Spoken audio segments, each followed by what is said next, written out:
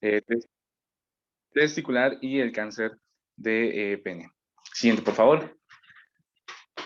Tenemos diversos objetivos particulares, sin embargo, el objetivo general es obtener los conocimientos necesarios para el correcto diagnóstico, tanto del cáncer testicular y el del pene, para ofrecer un tratamiento asertivo y efectivo y, sobre todo, poder dar un diagnóstico preventivo. Siguiente, por favor. Tenemos diversos contenidos que vamos a ver, a ver el día de hoy. Siguiente. Vamos a empezar con el cáncer testicular, por favor.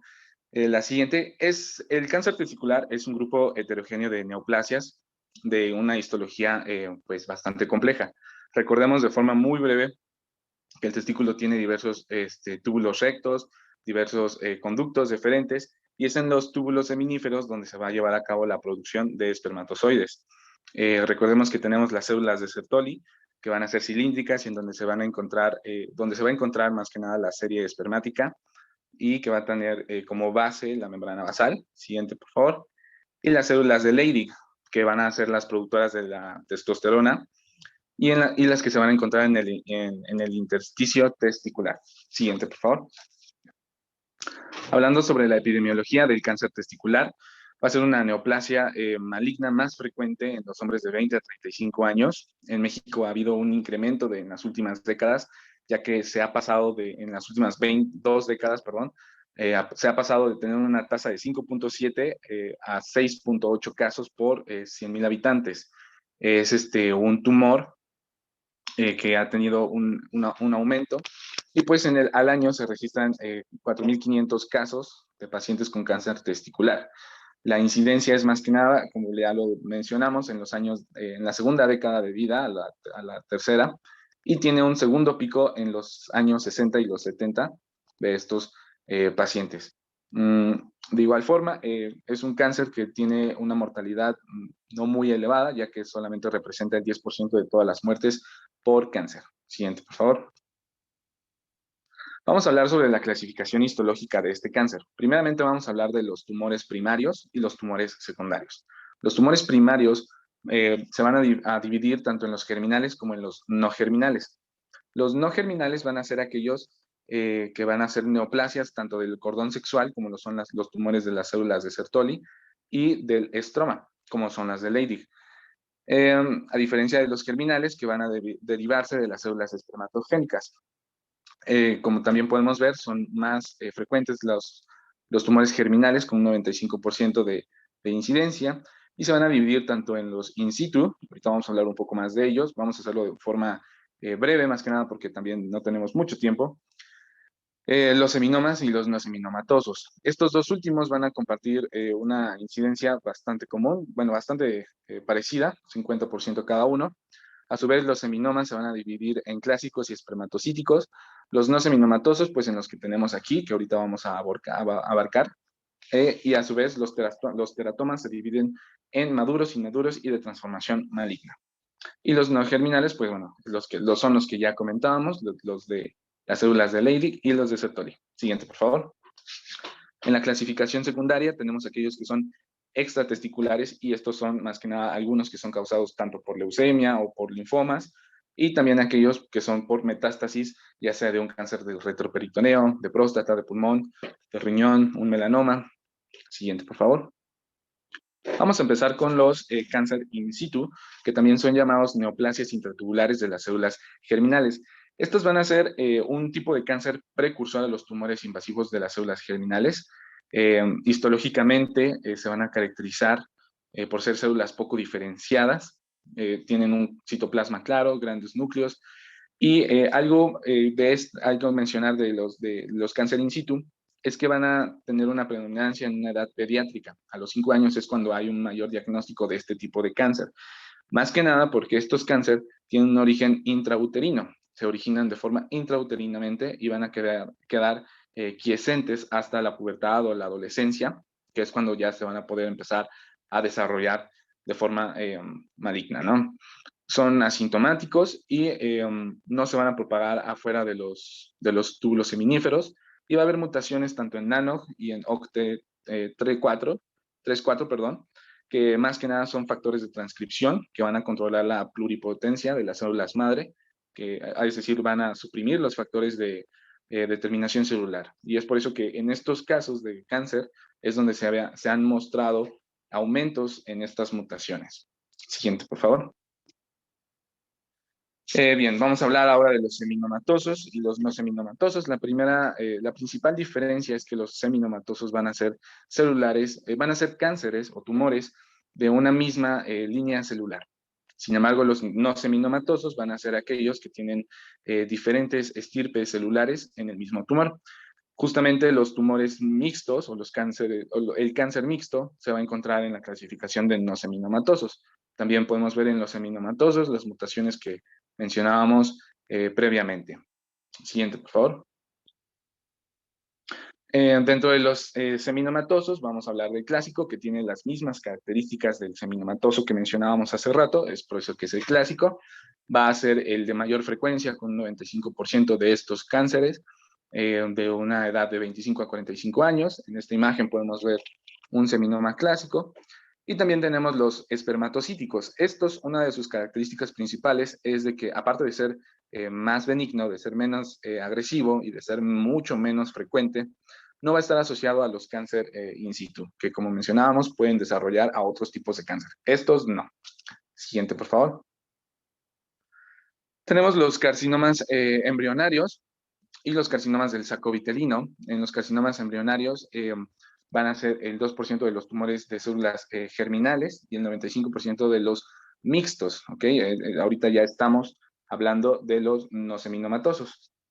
Estos ya son carcinomas, bueno, tumores no, no seminomatosos. De la misma forma, los carcinomas del saco vitelino van a tener, también se conocen como el carcinoma del seno endodérmico, y es precisamente porque van a tener células que se asimilan o que se parecen al saco vitelino. Siguiente, por favor. En este tipo de cáncer no se van a encontrar la ausencia de las mutaciones que mencionábamos antes, de los factores de transcripción. Estas no van a tener ese tipo de alteraciones. Siguiente, por favor. En el coriocarcinoma es un tipo de tumor que se va a presentar por dos tipos de células distintas, tanto es las que son el citotrofoblásticas, las células citotrofoblásticas y sin citotrofoblásticas. Va a ser un cáncer de un diagnóstico difícil, más que nada por un tamaño reducido que tienen estos, y va a ser muy propenso a metástasis, más que nada a lo que es pulmón, hueso y cerebros. Y como ya mencionábamos, los teratomas van a ser aquellos tumores que van a estar conformados por distintas células, ya sean endodérmicas, mesodérmicas y ectodérmicas. Siguiente, por favor. Y pues bueno, tenemos tres principales, que son los inmaduros, que van a ser los más malignos, ya que van a ser bastante propensos a una metástasis a los mismos órganos que mencionábamos anteriormente. Y también los maduros, que van a ser más benignos, además de ser de un crecimiento lento. Tenemos también los teratomas de transformación maligna. Estos cánceres van a ser, bueno, un teratoma, claramente, pero una línea germinal, una estirpe celular, es la que va a desarrollarse como un nuevo tumor dentro de este teratoma. Siguiente, por favor. Pasamos entonces a los tumores, o bueno, a los cánceres no germinales. Sí, no germinales. Y bueno, hablamos de las células de Leydig. Estos tumores van a ser un poco más benignos, van a producir tanto testosterona como estrógenos. Y algo importante es que el signo patognomónico de este tipo de cáncer van a ser los cristaloides de Reinke, que son las que se pueden ver en la imagen, en las flechitas rojas. Esos son los cristaloides de Reinke. Su función como tal no está muy bien específica, muy bien señalada. Sin embargo, son muy características de este tipo de cáncer. Y de hecho, esta ha sido una pregunta del ENARM, ¿cuál es el signo patognomónico de este tipo de cáncer? Bueno, pues ya tenemos la respuesta, que son estos cristaloides. Tenemos también las células de Sertoli, que como hablábamos, pues no son células más que nada del cordón sexual, y por lo tanto, pues no va a haber producción de hormonas. Por lo tanto, pues son también un poco más benignos, y pues sus células se van a formar en trabéculas que se van a agrupar en túbulos. Siguiente, por favor. De forma breve, tenemos tumores mixtos. Estos pueden ser variados. Tenemos combinaciones como el carcinoma embrionario y el teratoma y seminoma, teratoma y coriocarcinoma. Hay diversas combinaciones que se pueden hacer en estos tumores mixtos.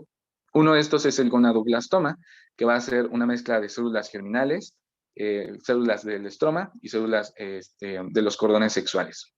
Van a ser de un peor pronóstico, estos tumores mixtos, pero va también a variar distinto entre qué combinaciones se van a hacer. Y bueno, mencionábamos a los cánceres, sí, los tumores secundarios testiculares. Bueno, el linfoma va a ser el más común y su pico va a ser alrededor de más de 50 años en estos pacientes. Siguiente, por favor. Va a ser muy propenso también a que exista metástasis, y existe metástasis más que nada al sistema nervioso central. Siguiente, por favor. Vamos a hablar acerca de los factores de riesgos, como puede ser la criptorquidia, cuando el testículo no desciende correctamente. En este tipo de casos se menciona que cuando se detecta criptorquidia, lo que se tiene que hacer es una orquiectomía profiláctica para prevenir pues, que se desarrolle algún tipo de cáncer testicular en el futuro. También tenemos la infertilidad, la disgenesia gonadal, que es simplemente una ambigüedad genital que va a existir en estos pacientes.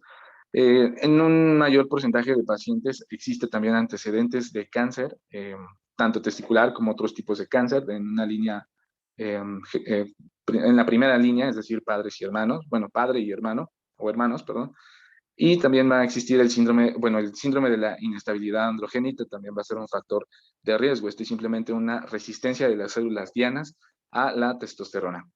Y pues bueno, tenemos las distintas mutaciones, como ya mencionábamos, la de NANOC, también tenemos la de SOC, que es simplemente un factor también que mantiene la,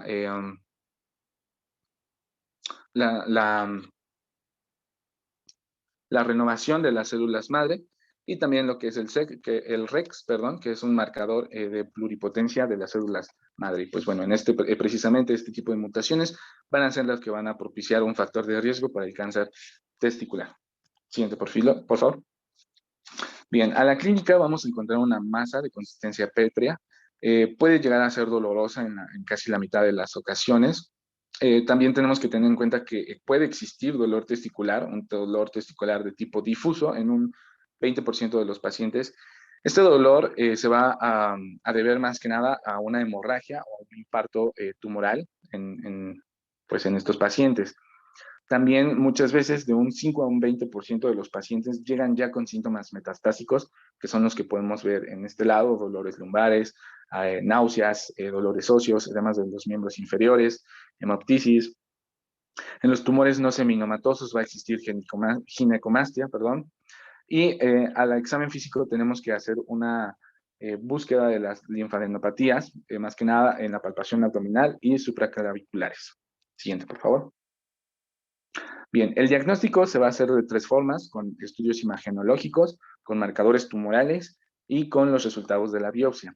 En cuanto a los estudios imagenológicos, tenemos a la ecografía, que va a ser para confirmar la presencia de la masa testicular, para también hacer un diagnóstico diferencial de esta masa, y esto puede darse que sea un hidrocele, que sea alguna inflamación que nos haya impedido hacer una exploración física, alguna atrofia testicular. Y pues bueno, también permite hacer una exploración contralateral, es decir, comparar un testículo con el otro. También existe la ecografía de Doppler, más que nada para ver este aumento de la irrigación en el tumor. Existe la resonancia magnética para aquellos pacientes que no se puedan realizar la tomografía. Siguiente, por favor. Y justamente hablamos de la tomografía axial computarizada, tanto de abdomen, de pelvis y de tórax. Y pues bueno, en estos son efectivos para examinar y detectar algún compromiso retroperitoneal o de algunos ganglios linfáticos. Y bueno, también el de tórax es más que nada también para llegar a examinar si se encuentran algunos nódulos subpleurales. Siguiente, por favor. La siguiente parte, pues, son los marcadores tumorales. Estos marcadores tumorales sirven tanto para el diagnóstico, tanto para la estadificación, tanto para el tratamiento y como para el seguimiento de estos pacientes. Tenemos la alfa-fetoproteína, que va a ser producida por las células del saco vitelino, la hormona gonadotropina, producida por los trofoblastos, la lactato deshidrogenasa, que su elevación no va a ser muy específica, pero va a ser un marcador para las enfermedades avanzadas. En los tumores no seminomatosos, en un 90% de estos tumores pueden llegar a tener una elevación tanto de la alfa-fetoproteína como de la hormona gonadotropina. De forma individual, se va a elevar para estos tumores, la alfa-feto se va a elevar en un 50 a un 70%, y de forma individual también la gonadotropina se va a elevar de 40 a 60% para estos tumores. También la gonadotropina se va a elevar en un 30% de los seminomas. Siguiente, por favor. En cuanto a los coriocarcinomas y los seminomas puros, en la alfa-fetoproteína, esta se va a encontrar de forma normal, no se va a elevar.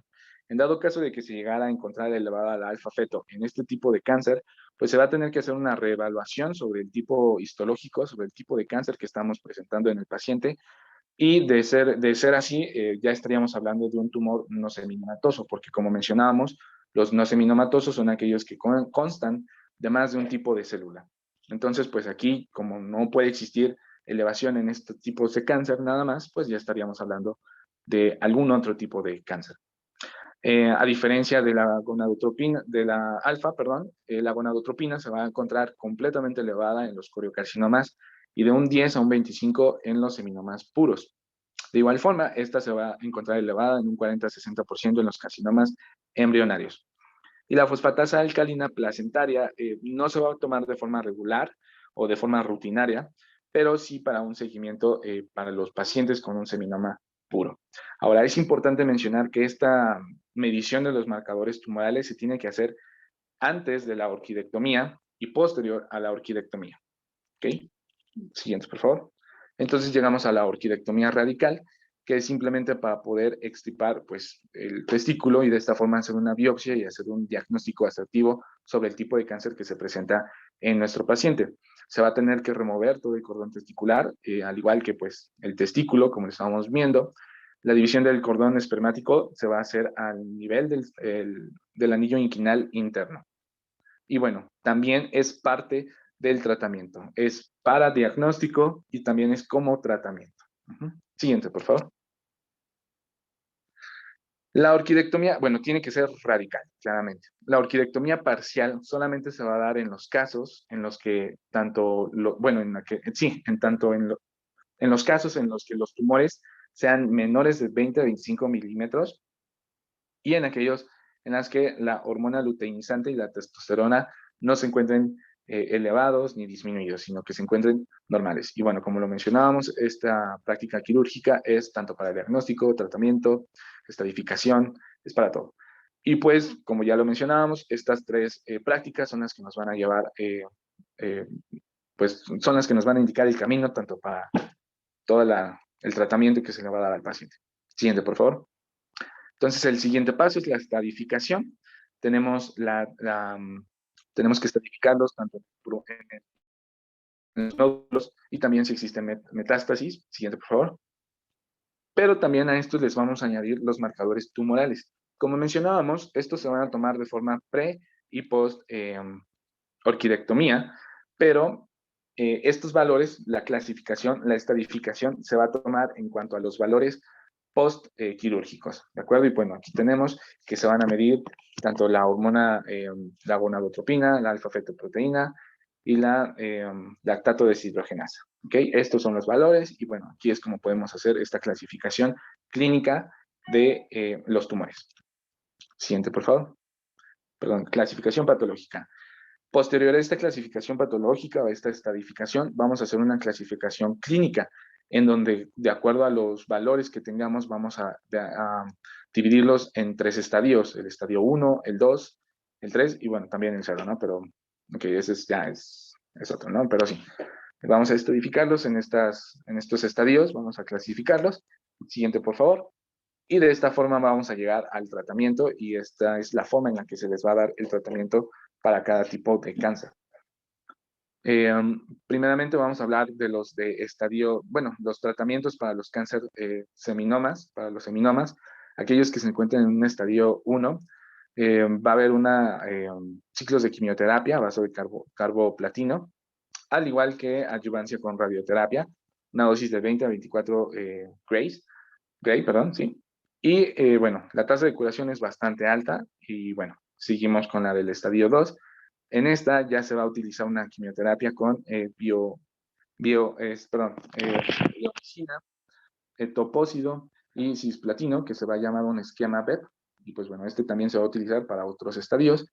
Y aquí tenemos cuántos ciclos se tienen que hacer dependiendo de los riesgos que presente el paciente. Siguiente, por favor. En el estadio 2C y en el 3 también se va a utilizar este esquema PEP y también va a haber distintos tipos de, distintos ciclos para los riesgos que llegue a presentar. Para aquellos neoplasias que no sean seminomatosas, en el estadio 1 vamos a encontrar una orquidectomía, bueno, el tratamiento va a ser una orquidectomía inguinal con la quimioterapia de también los ciclos de BEP, ¿ok? Y bueno, como podemos ver, la sobrevida sigue siendo de cualquier forma bastante alta. Siguiente, por favor. En el estadio 2 de los no seminomatosos, vamos a encontrar, en caso de que existan ganglios retroperitoneales, que exista uno, pero que sea menor de 3 centímetros, y en el que los marcadores se encuentren de forma normal, se va a realizar una linfadenectomía retroperitoneal. En dado caso de que fuera de un mayor tamaño y de que los marcadores sí se encontraran elevados, también se aplicarían 3 ciclos de este esquema B. En el estadio 3, se realizarían también 3 ciclos BEP, perdón, y también, bueno, depende también el riesgo que llegue a presentar este tipo de pacientes, y aún así podemos ver que las tasas tanto de curación como de supervivencia son más de la mitad, son bastante elevados. Por lo tanto, siguiente, por favor, tenemos que tener en consideración que el pronóstico se va a deber tanto a la estadificación adecuada del cáncer de nuestro paciente, como un tratamiento temprano y un estricto seguimiento. Y pues podemos ver que los pronósticos para los cánceres de tipo seminomas van a ser bastante elevados. Los que van a ser un poco menos favorables van a ser aquellos en los que sí se encuentre metástasis, pero aún así sigue siendo bastante elevado el pronóstico favorable. Siguiente, por favor.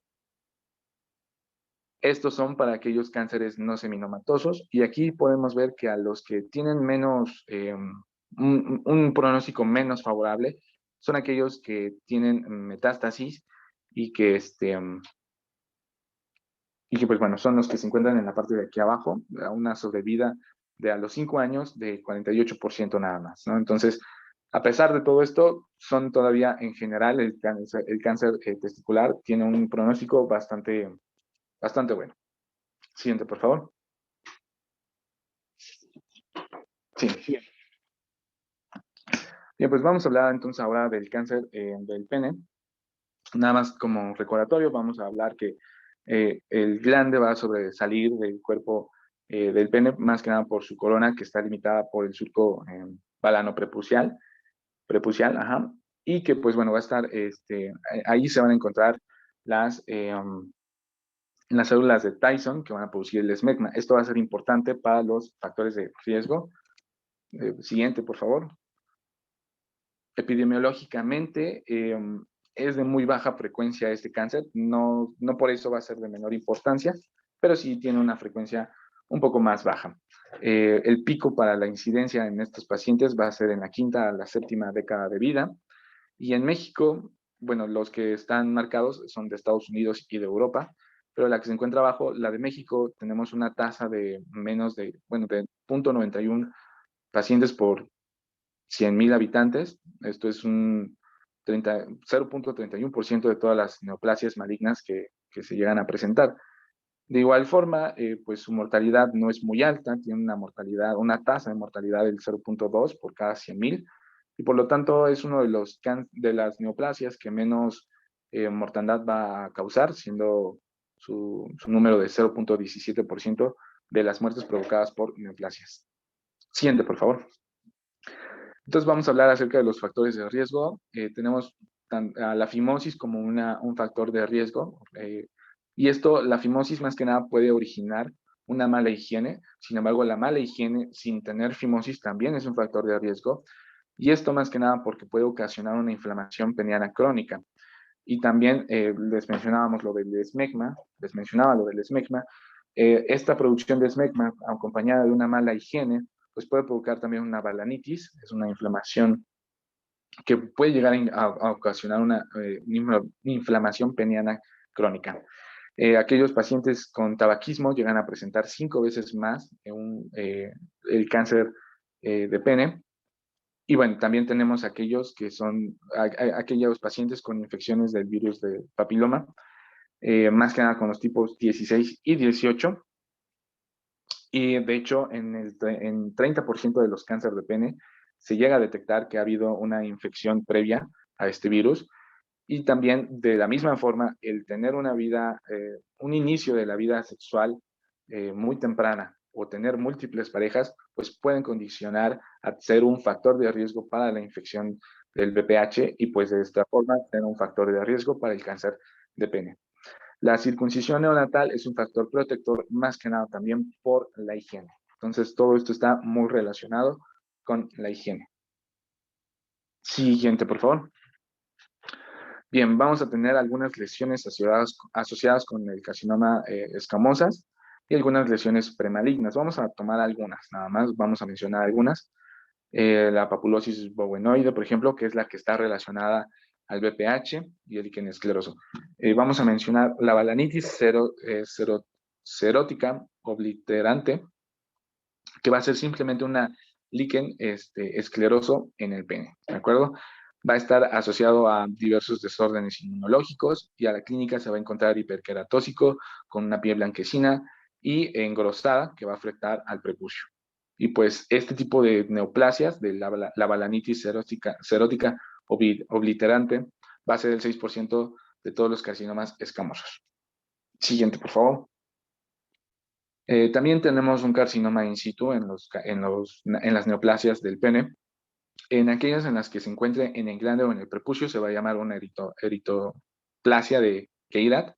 Y aquellos que se encuentren ya en el cuerpo del pene se va a conocer como enfermedad de Bowen, que son las que veíamos en la parte de atrás, en las lesiones premalignas. La enfermedad de Bowen va a representar un 5% de todos estos carcinomas escamosos y la enfermedad de Queyrat un 30%. También tenemos la papulosis bowenoide, que va a va a darse cuando se encuentre esta neoplasia en el tallo peniano de los hombres jóvenes y bueno, estas no van a progresar a una neoplasia maligna. Siguiente, por favor. Entonces tenemos diversos tipos de cánceres de pene. Como podemos ver, el más frecuente es el carcinoma epidermoide común, que simplemente el de carcinoma escamoso, es otro nombre simplemente, seguido por el carcinoma papilar y este a su vez por el carcinoma mixto.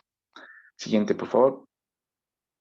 En la siguiente podemos ver que aún sigue habiendo distintos tipos de cáncer, pero sus frecuencias van a ser muy pequeñas, menos del 1% de estas neoplasias.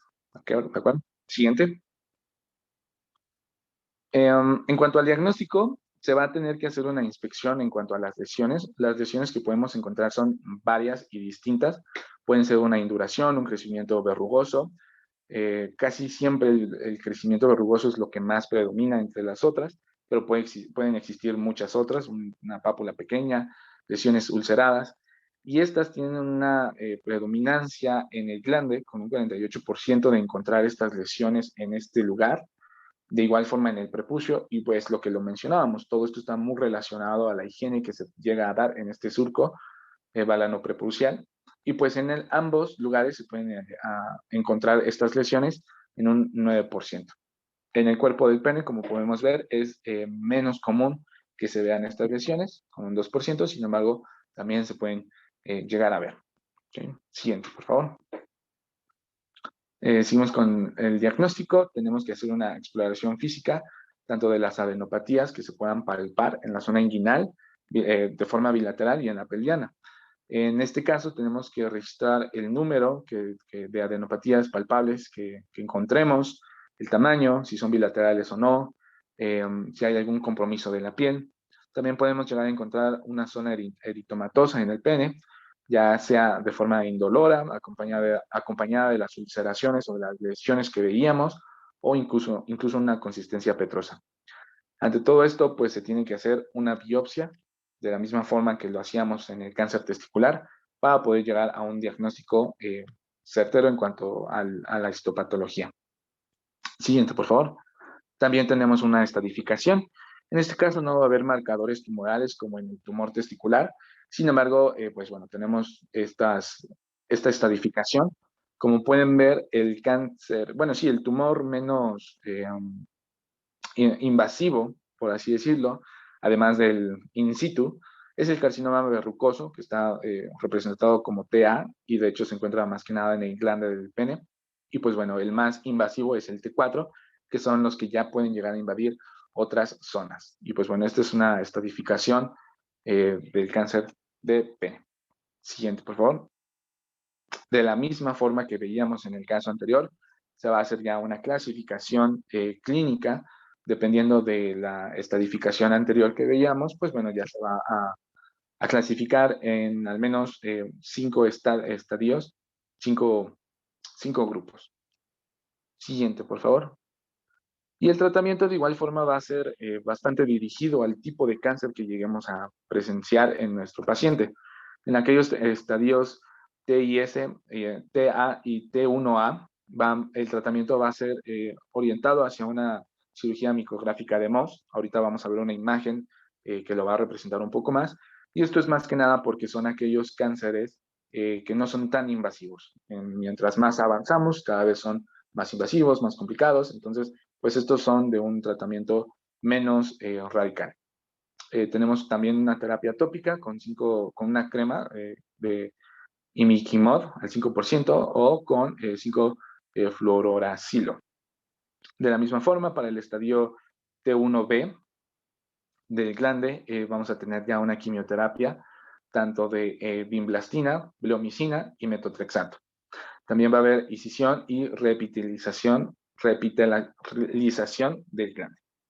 Para el estadio T2, que esté limitado al glande, vamos a encontrar, bueno, el tratamiento va a ser una glandectomía total y una amputación parcial para algunos pacientes que no vayan a ser candidatos para la intervención reconstructora.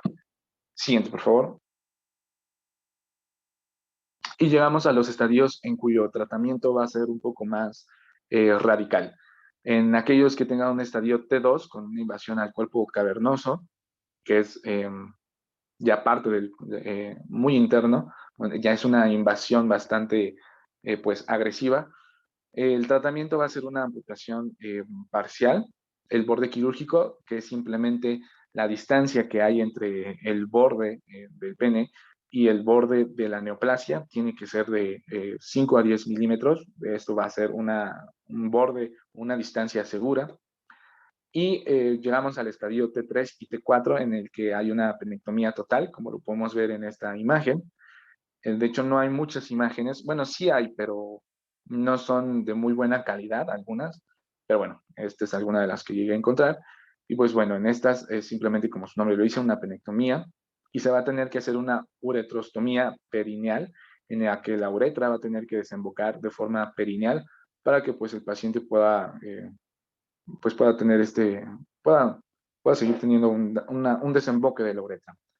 Ya en un estadio más avanzado, a pesar de hacer esta operación quirúrgica, se tiene que también administrar quimioterapia adyuvante, tanto pre y postoperatorio. Y pues bueno, el pronóstico del cáncer de pene se va a relacionar mucho, como lo veíamos, a si hay o no hay enfermedades ganglionares, si no hay adenopatías. Y pues bueno, en dado caso de que no existan, el pronóstico va a ser pues bastante eh, positivo, un 65 a 90% de pronóstico benéfico. En dado caso de que existan ganglios inguinales, pues va a haber un pronóstico de un 30-50%. Y el peor pronóstico va a ser para aquellos que tengan ya metástasis a ganglios ilíacos.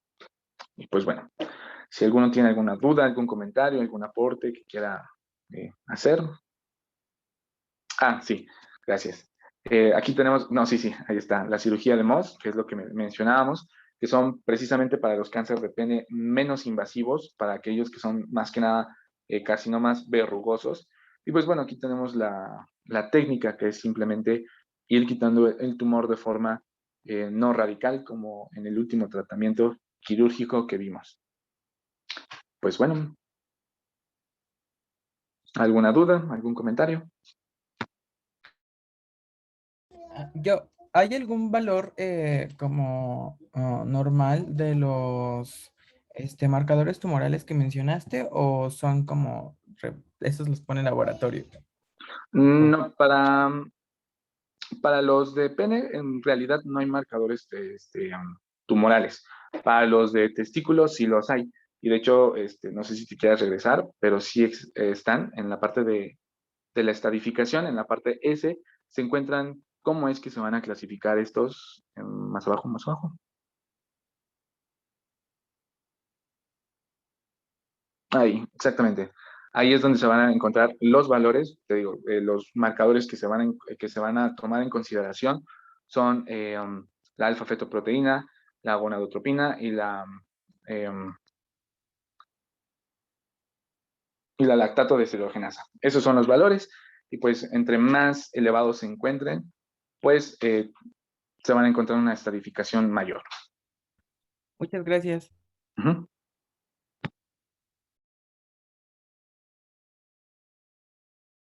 Ok, chicos, ¿algún otro comentario u otra pregunta que tengan? No, doctora, Todo gracias. muy bien, gracias. Ok, chicos, bueno, aquí hay que hacer hincapié mucho en la parte sobre todo de sea testicular. Como saben, aproximadamente de un 7 a un 10%, los pacientes con criptorquidia llegan a desarrollar cáncer testicular. Entonces, aquí es muy importante la prevención y en aquellos pacientes, sobre todo al nacimiento, diagnosticar esta criptorquidia y regularmente el procedimiento quirúrgico que se les realiza a estos pacientes, pues es la orquidopexia. ¿Esto qué quiere decir? Bueno, que se pexia el mismo testículo, se desciende y se pexia en lo que es el escroto, evidentemente se le da un punto de fijación y eso es para que el testículo se encuentre dentro de la bolsa escrotal. Esto más que nada es debido a la asociación que tiene la criptorquidia con el sea testicular, es importante que tengamos a la vista ese testículo y que se pueda palpar, sobre todo en aquellos que se encuentran dentro de canal inguinal o los intraabdominales, pues esos nunca los vamos a palpar y si estos pacientes llegan a presentar tumores, a la larga, bueno, pues para diagnosticarlos no va a ser muy fácil. Siempre se hace hincapié en que se sometan a este tipo de procedimiento que es la orquidopexia. ¿Para qué? Para tenerlo a la vista, ¿no? Porque ya sabemos que es un poco rojo, que el paciente puede estar predispuesto a presentar este tipo de tumores y desde el nacimiento diagnosticarlo. Y evidentemente, sobre todo en el sexo masculino, no está muy dado a que se autoexplore.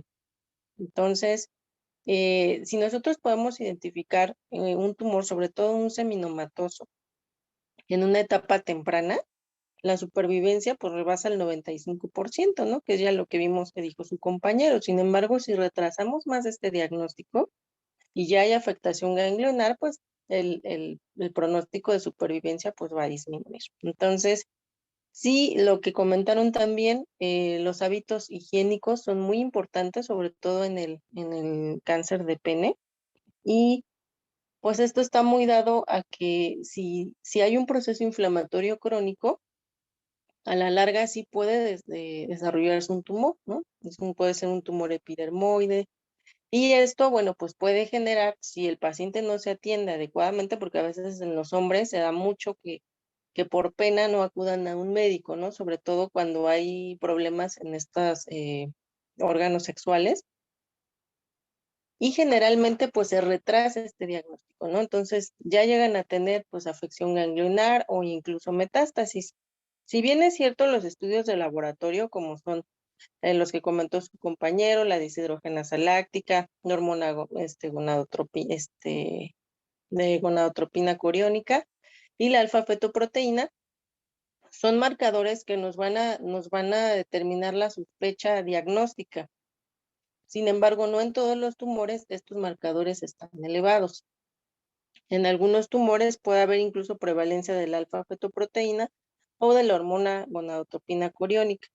Entonces, otro de los estudios de laboratorio, en general algunos de estos pacientes llegan a cursar con anemia o en alteraciones en las pruebas de funcionamiento hepático.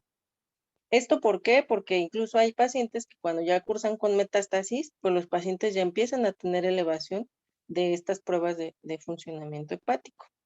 Entonces, sí es importante dar un buen seguimiento clínico a este tipo de pacientes, dependiendo también, pues, de la estadificación en la que se encuentre. Y en general, pues, los estudios que regularmente, pues, se van a solicitar de forma constante, ya que en el caso, por ejemplo, de pacientes eh, que requieren o que fueron sometidos a cirugía o a radioterapia, por lo general se les da un seguimiento aproximado de 3 meses durante los primeros 2 años. Después, pues ya se les va citando cada 6 meses hasta los 5 años. Y ya pasados estos 5 años, pues se les da una cita, una consulta médica cada año. Entonces, todas las visitas de estos pacientes de seguimiento, de los de cáncer testicular, se deben realizar estudios como son las concentraciones de la alfa-fetoproteína, la hormona gonadotrópica coriónica y la lactato deshidrogenasa. Evidentemente también pues una radiografía abdominal, ¿no? En cada visita o una tomografía abdominal, aunque pues las tomografías regularmente las utilizamos con menos frecuencia, porque, bueno, pues el riesgo de recidiva, hablando de retroperitoneo, pues es un poco más bajo. Pero sí se le tiene que dar seguimiento con estos estudios de laboratorio, ¿no? La química sanguínea, las pruebas de funcionamiento hepático, la biometría hemática. Entonces, hasta aquí no sé si hay algún otro comentario o duda, chicos. No, doctora, ninguna. Bueno, muy bien. Entonces damos por terminada la sesión de hoy. Y bueno, pues en cuanto a estos temas, ahorita este bloque, creo que es nuestra última clase. Ya nos veremos, hay todavía una clase pendiente conmigo, pero bueno, pues esperemos que haya quedado claro. La verdad, las presentaciones que tuvieron, pues ampliaron bastante la información y hablaron sobre las cosas prácticas, los puntos clave que debemos de saber en este tipo de patologías. Léanse muy bien las características de los tumores, la clasificación de TNM, porque estos regularmente, bueno, suelen ser preguntas de examen departamental. Entonces, chicos, bueno, pues si no hay más comentarios, damos por concluida nuestra sesión. Gracias, doctora. Gracias, Sí, doctora. doctora, Buen muchas día. gracias. Doctora, hasta Buen luego. día, chicos. Doctora, Hasta hasta luego. luego.